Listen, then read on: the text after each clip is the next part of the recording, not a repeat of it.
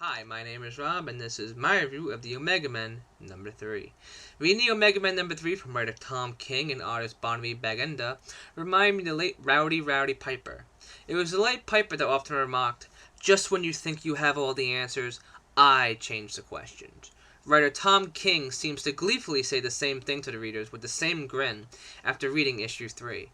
Just when you think you have the Omega Men figured out, King cleverly proves otherwise.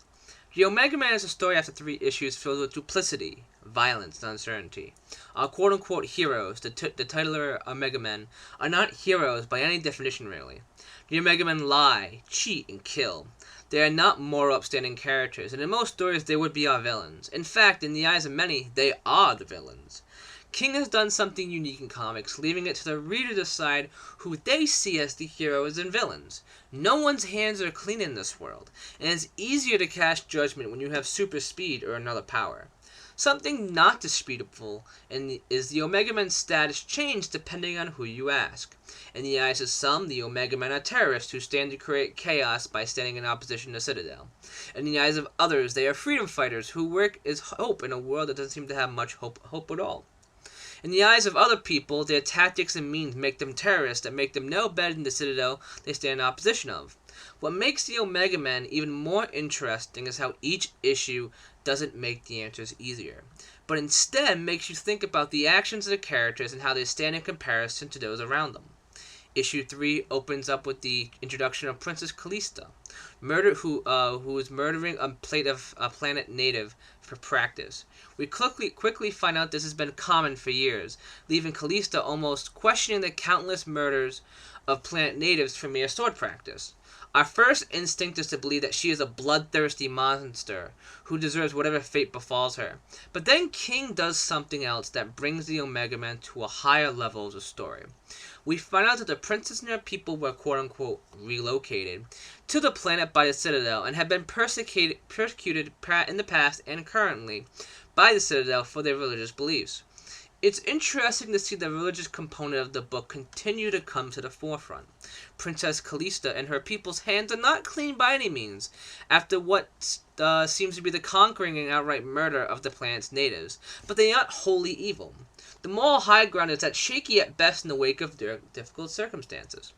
Princess Callisto's sword training comes into play in issue 3 as the Omega Men have set their sights on hers for unknown reasons. Tiger of the Omega Men is tasked with capturing her, but it's certainly not going to be easy. It's worth noting that Bagenda shines brightest in these pages. The fight between the two is showcased with the classic 9-panel structure. His art is simply fantastic as we watch the two battle it out and manage to show the fight through different points of view. Writer Tom King continues to blow me away with issue number 3, providing another issue that improves upon the one before it. Issue 1 showcased the action components of the Omega Men, while issue 2 showcased the storytelling components of the book. Issue 3 takes the best of both components and combines them to bring the reader its strongest issue yet. The violence in the Omega Men manages to be senseless, yet add to the story at the same time. Our characters continue to surprise us, confound us through their actions. As previously mentioned, just when you think you have this book figured out, you're proven very wrong. The Barnaby's work in issue 3 is arguably his strongest yet as an artist. Princess Callisto's facial expressions when discussing being settlers with Talim speaks volumes. Every character has unique expressions, and Bagenda's artwork adds to each character as a whole.